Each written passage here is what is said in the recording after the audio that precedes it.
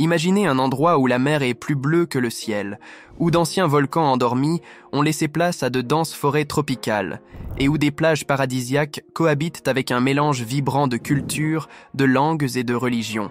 Un endroit où la chaleur et l'hospitalité des habitants sont si intenses que les touristes du monde entier se retrouvent entourés de charme, de sourires et de tentations presque impossibles à repousser. Cela ressemble à un décor de film, mais cet endroit existe, et il s'appelle les îles Maurice. Connue comme l'une des destinations les plus luxueuses du monde, cette petite île de l'océan Indien cache une histoire que peu connaissent.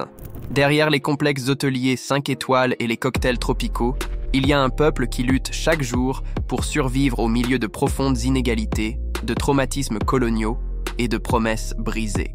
Dans la vidéo d'aujourd'hui, nous allons explorer bien plus que des plages et des cocotiers.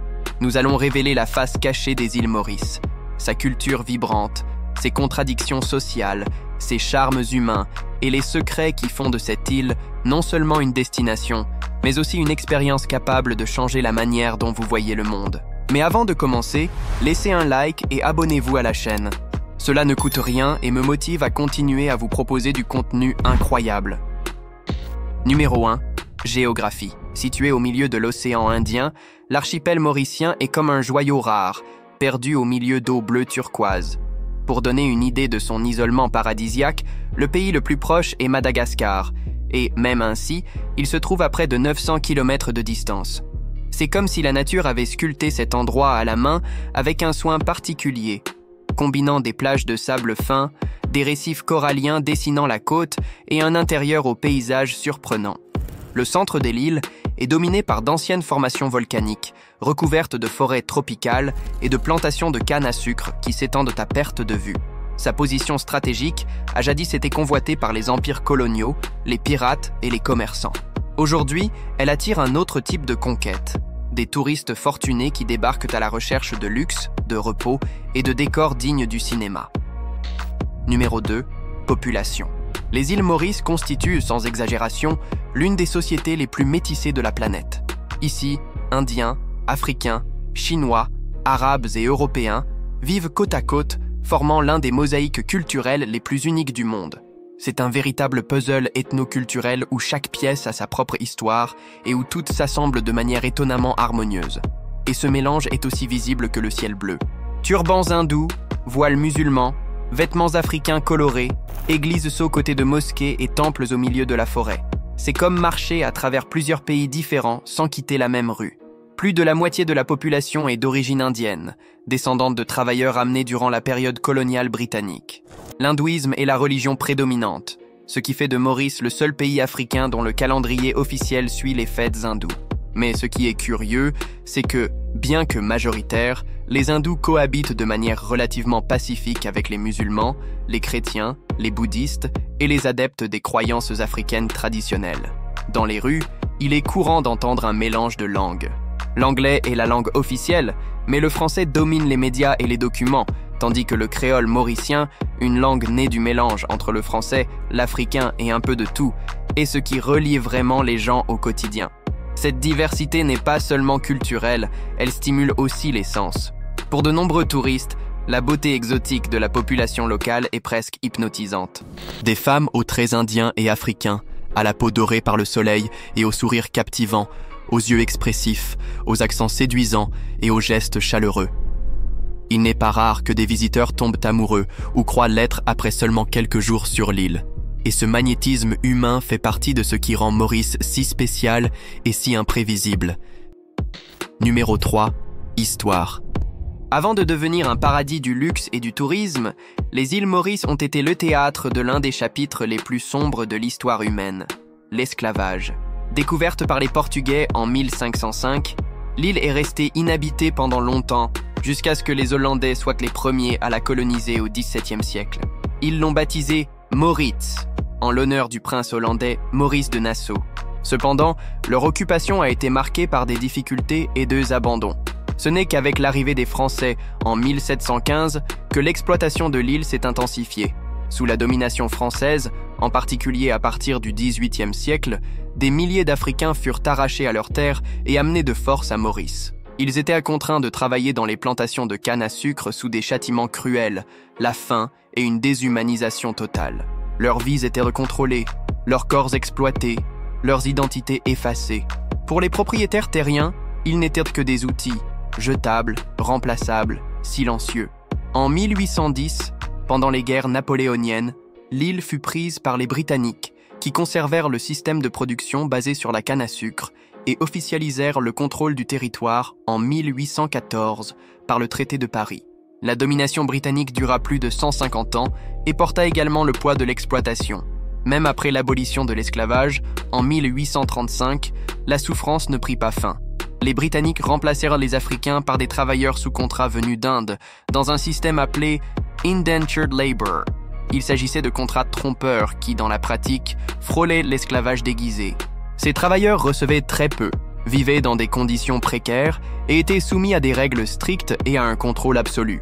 Beaucoup arrivaient en croyant trouver des opportunités et finissaient piégés dans un nouveau cycle d'exploitation. C'est ainsi, en amenant des personnes pour être réduites en esclavage ou exploitées sous de fausses promesses, que la population de l'île augmenta. Maurice ne fut pas peuplée par des colons à la recherche de liberté. Elle fut construite par de gens arrachés de force à leur terre, marqués par la douleur et la résistance. Un endroit où le peuple fut forgé par la souffrance collective, par la lutte silencieuse et par la survie face à des siècles d'oppression. Numéro 4. Festival. Avec un tel mélange de peuples, de religions et de cultures, il est à prévoir que le calendrier de Maurice soit un véritable patchwork de célébrations. Et c'est exactement le cas. Le pays célèbre des fêtes hindoues, musulmanes, chrétiennes, chinoises et laïques, avec une intensité qui transforme rues, villages et villes entières en scènes vivantes de foi, de joie et de tradition. La plus emblématique de toutes est le Maha Shivaratri, le plus grand festival hindou du pays. Des milliers de fidèles marchent pendant plusieurs jours, vêtus de blanc, en pèlerinage vers le lac sacré de Ganga Talal, situé à l'intérieur de l'île. Là, ils prient, allument des lampes et font des offrandes au dieu Shiva. Un autre festival hindou marquant est le Kawadi, célébré principalement par la communauté tamoule. Pendant plusieurs jours, les participants jeûnent, pratiquent l'abstinence et purifient leur corps et leur esprit. Le jour principal, de nombreux fidèles en transe se percent le corps avec des aiguilles et des crochets, en signe de pénitence et de foi, tout en portant sur leurs épaules les kavadeis, structures en bois décorées de fleurs, de plumes et d'images sacrées. Pour la communauté musulmane, l'Aïd el-Fitr marque la fin du mois sacré du Ramadan. C'est un moment de prière, de vêtements neufs, de banquets spéciaux et de générosité envers les plus pauvres. Quant aux chrétiens, ils célèbrent Noël et Pâques avec des messes bondées, des chants choraux et des repas familiaux, préservant des traditions européennes adaptées à la chaleur tropicale. Il y a aussi de la place pour le Nouvel An chinois, célébré avec des danses du lion, des lanternes rouges et des plats traditionnels dans les communautés d'origine asiatique, surtout dans la capitale, Port-Louis. En dehors des dates religieuses, des festivals culturels et patriotiques animent l'île. La fête de l'indépendance, le 12 mars, donne lieu à des défilés civiques et à des concerts en plein air, et le Festival international créole célèbre l'identité créole avec musique, danse, cuisine de rue et fierté culturelle. Une fête où le rythme du tambour domine la scène. Si vous aimez la vidéo, laissez un like et abonnez-vous à la chaîne pour plus de contenu comme celui-ci. Numéro 5. Vie du peuple. Tandis que le monde voit Maurice comme un paradis tropical entouré d'eau cristalline, ceux qui vivent sur l'île connaissent une réalité bien différente. En dehors des complexes hôteliers luxueux et des cartes postales, la majorité de la population affronte une vie difficile, marquée par de bas salaires, un coût de la vie croissant et des opportunités limitées. Environ 10% des Mauriciens vivent sous le seuil de pauvreté et beaucoup survivent avec le strict minimum, même en travaillant 6 ou 7 jours par semaine. Une grande partie du peuple travaille dans les secteurs de base du tourisme, nettoyage, entretien, cuisine, jardinage, transport. Ils construisent le paradis des autres, mais n'ont que rarement accès au même confort qu'ils offrent. Tandis que les touristes dorment dans des suites avec vue sur la mer, de nombreux habitants vivent dans des maisons simples, dans des quartiers périphériques ou des zones rurales où manque l'assainissement de base, l'éclairage public et la sécurité. Le chômage chez le jeune est un problème croissant. Beaucoup rêvent de quitter l'île, en cherchant des opportunités à l'étranger, en particulier en Europe ou en Australie. D'autres se débrouillent comme ils peuvent, en vendant de l'artisanat, en pêchant, en travaillant de manière informelle ou en entrant dans des secteurs où la frontière entre travail et survie devient de plus en plus mince. Vivre aux îles Maurice, ce n'est pas vivre en vacances. C'est cohabiter avec la beauté naturelle tout en affrontant les défis d'un petit pays aux grandes inégalités. C'est sourire aux touristes, même lorsque l'estomac est vide. Numéro 6, capitale. Port-Louis, la capitale des îles Maurice, est une petite ville d'un peu plus de 150 000 habitants, mais vibrante et multifacette. Fondée par les Français au XVIIIe siècle, la ville porte encore aujourd'hui des marques visibles de la colonisation. Vieilles demeures, forts, églises catholiques aux côtés de mosquées et de temples hindous, le tout dans un décor qui semble figé dans le temps. Le port, qui fut autrefois un important point de transit commercial durant la traite des esclaves et l'exportation de la canne à sucre, est encore aujourd'hui vital pour l'économie du pays, mais désormais comme point stratégique pour les importations, les exportations et le secteur croissant du tourisme de croisière. Au cœur de la ville se trouve le marché central, où l'on vend de tout, fruits exotiques, herbes médicinales, vêtements, poissons, épices, souvenirs pour touristes et histoires. C'est là que le peuple se rencontre, négocie et survit. La ville est aussi un pôle culturel dynamique. Le Codan Waterfront, par exemple, est un espace moderne en bord de mer, avec des boutiques, musées, cafés et centres commerciaux. L'endroit est l'un des lieux de loisirs préférés, aussi bien pour les touristes que pour les habitants, servant de scène à des événements en plein air, des spectacles musicaux et des festivals culturels. Malgré sa taille modeste, Port-Louis séduit par sa géographie, avec la mer d'un côté et les montagnes de l'autre, formant un décor naturel aussi impressionnant que sa diversité culturelle. Numéro 7, économie. À première vue, l'économie des îles Maurice semble être un exemple de réussite africaine. Le pays possède l'un des produits intérieurs bruts par habitant les plus élevés du continent, affiche une stabilité politique, un faible taux d'inflation et un secteur touristique en constante expansion. Des rapports internationaux le classent comme une nation modèle, un lieu sûr pour investir, avec de bonnes écoles privées, des services financiers solides et un secteur hôtelier qui accueille des célébrités et des millionnaires tout au long de l'année. Mais la réalité pour une grande partie de la population est bien moins glamour.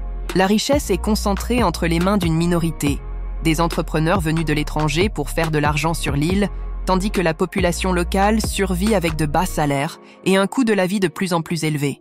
Le salaire minimum tourne autour de 250 $ américains, un montant insuffisant pour faire vivre une famille dignement. En dépit des indicateurs positifs, le coût de la vie à Maurice est extrêmement élevé.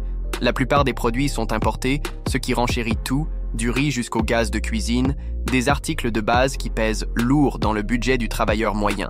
Bien que le tourisme représente plus de 20% du produit intérieur brut, la canne à sucre demeure l'un des piliers de l'économie mauricienne. Héritée de l'ère coloniale, cette monoculture occupe une grande partie des terres agricoles et reste essentielle à l'exportation, tout en alimentant la production de sucre et de biocarburants. Cependant, comme par le passé, les bénéfices continuent de se concentrer entre les mains de quelques familles. Un autre secteur puissant et controversé est celui de la finance. Maurice est devenu l'un des principaux paradis fiscaux d'Afrique, attirant des entreprises internationales cherchant à payer moins d'impôts et à dissimuler des actifs. Cela crée une bulle de richesse qui ne circule pas dans l'économie réelle, génère peu d'emplois locaux et accentue encore les inégalités. La vérité est que l'économie mauricienne n'est pas conçue pour tous. Elle fonctionne très bien pour ceux qui se trouvent au sommet.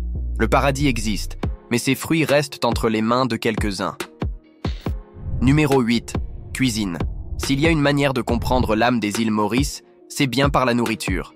La cuisine mauricienne est une véritable fusion de saveurs venues de différentes parties du monde, reflet direct de la diversité ethnique et culturelle du pays.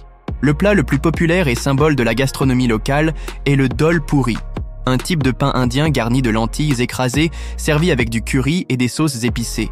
Dans les rues, il est courant de trouver des stands vendant des mines frites, des nouilles frites à la chinoise et le célèbre biryani, un héritage musulman devenu plat de fête nationale.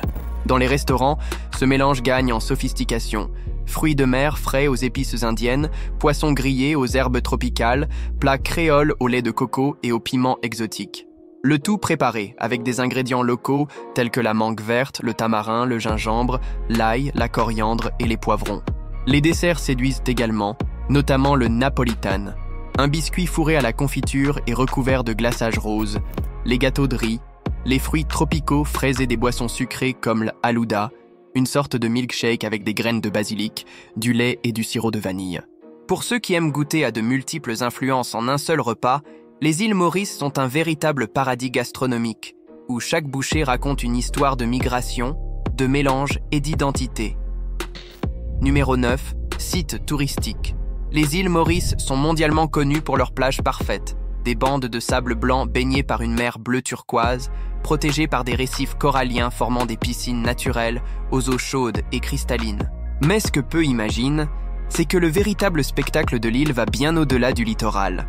À l'intérieur des terres, des montagnes d'origine volcanique, couvertes d'une végétation dense, se dressent entre plaines agricoles et forêts tropicales. La plus célèbre d'entre elles est le Morne Brabant, une falaise imposante classée au patrimoine mondial de l'UNESCO.